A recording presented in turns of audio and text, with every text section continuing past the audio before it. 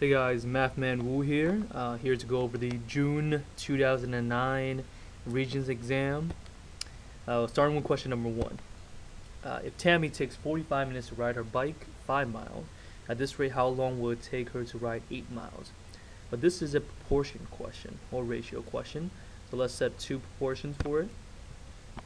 Right, so 45 minutes she rides to get to 5 miles. Well, this is equivalent to X amount of minutes, divided by, or for 8 miles, okay? So this is the ratio you want to go by, and one easy method to do it is actually just to cross multiply, 45 times 8 and X times 5. 45 times 8 is 360, so we have 360 equals 5 times x, that's 5x.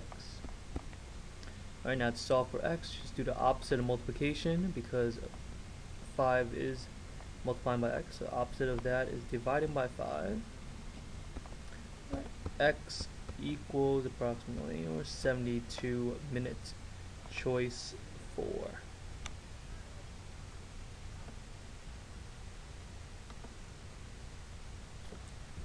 Okay, question number 2. What are the roots of this equation? To find the roots, we're looking for the answer, or the solution. What is x, right, to make the entire left equation 0, right? And one way you can approach this is actually just to factor the quadratic polynomial. Think about two factors, right, or two numbers that multiplies. When you multiply, you'll get positive 6, and when you add, you'll get negative 7. Okay, the two numbers are going to be x minus 6 and x minus 1. Right, because negative 6 times negative 1 will give you positive 6. Negative 6 plus negative 1 will give you negative 7. Right, set this equal to 0. Right, we don't have the answer just yet, but after this step, we need to get the factors equal to 0. Right, so take x minus 6, set it equal to 0. Right, number minus 6 equals 0. Well, what is x? Well, x must be positive 6. Because positive 6 minus 6 will be equal to 0. So that's one answer. The other side, x minus 1 equal to 0. And that's going to be x equals positive 1. Okay? So those, there you are. Two answers, positive 6 and positive 1. That is choice 4. Okay, question number 3. We have a division question over here.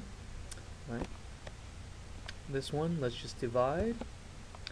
27 divided by 9, well, that's going to be 3.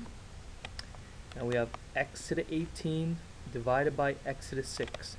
What happens to the exponents when you divide is you actually don't divide 18 divided by 6. When you're dividing variables, the exponents you subtract. So it's actually 18 minus 6, which is 12, right? And for y, again, it's 5, y to the 5th minus, right, the 1 exponent on top, so that'll make it 4. 5 minus 1 is 4.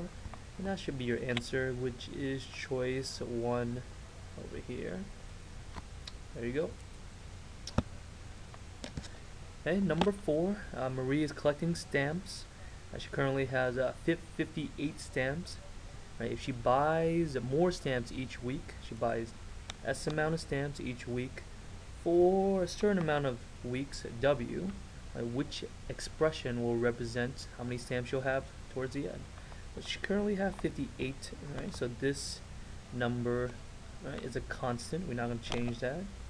Right, and we're just going to add on to her collection. Add on to it, well, how many stamps she can buy each week? She can buy a certain amount of stamps, I don't know, we call it S, right? And if she buys the same amount of stamps, S, every week for a certain amount of weeks, the amount of stamps she's going to buy is S times W, right? And that will be choice 2.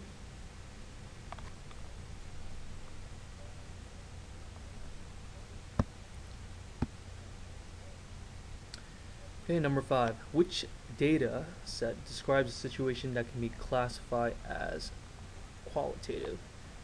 Right? I think of qualitative as as descriptions of certain objects or events, right? Something like that. But the way is different between qualitative and quantitative, right? Those are the usual two that they compare with. Quantitative, okay, is that quantitative deals with anything with numbers. Think about quantity, anything that deals with the numbers. Numbers will be quantitative, and anything deals with like descriptions, characteristics, but right, non-numbers or non-numerical. All right, non-numerical. Can't get this pen to work correctly, and that'll be qualitative. Okay, so let's take a look at the first one. The ages of students in the Spanish class.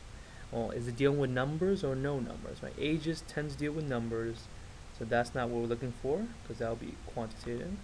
Right, the test scores of the students in Miss Fitzgerald's class. So test scores are numbers, so that's not what we're looking for. 3, the favorite ice cream flavor of each student. Okay, so ice cream flavors comes in. It's not going to be numbers. It's going to be strawberry, chocolate, vanilla, etc., etc. So that is the answer we're looking for. Choice 3, right, which is qualitative. And you go further. Choice 4 deals with the heights, and heights deals with numbers. So that won't be correct either. Okay, and there you go.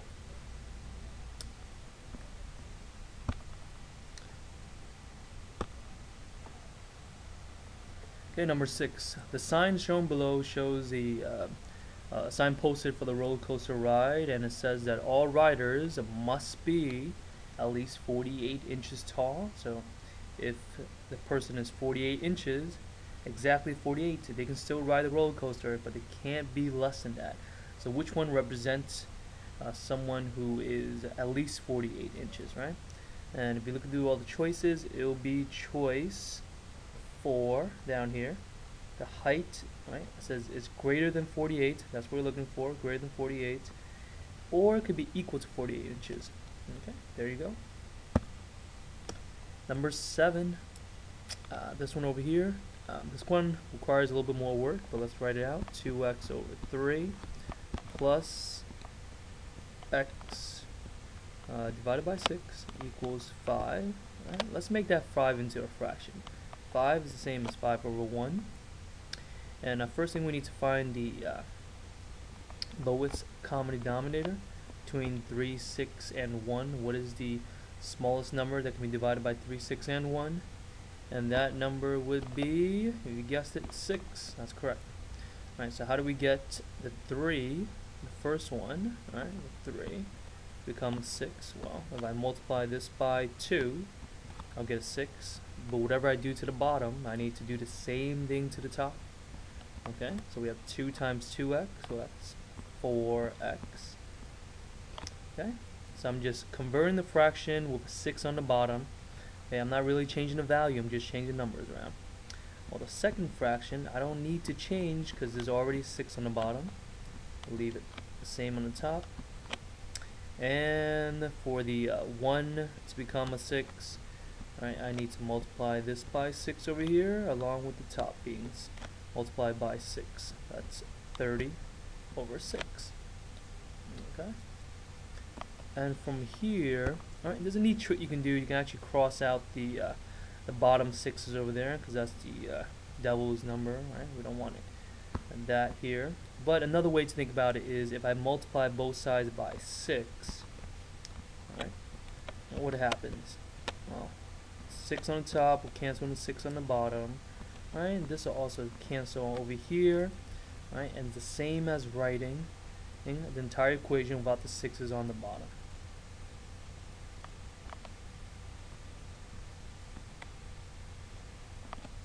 Okay, so let's rewrite that. For x plus x equals 30. And 4x plus x, well, that's 5x equals 30. And divide by 5. Right, and your answer is x equals 6. which if you scroll back up here, x equals 6, that'll be choice 1.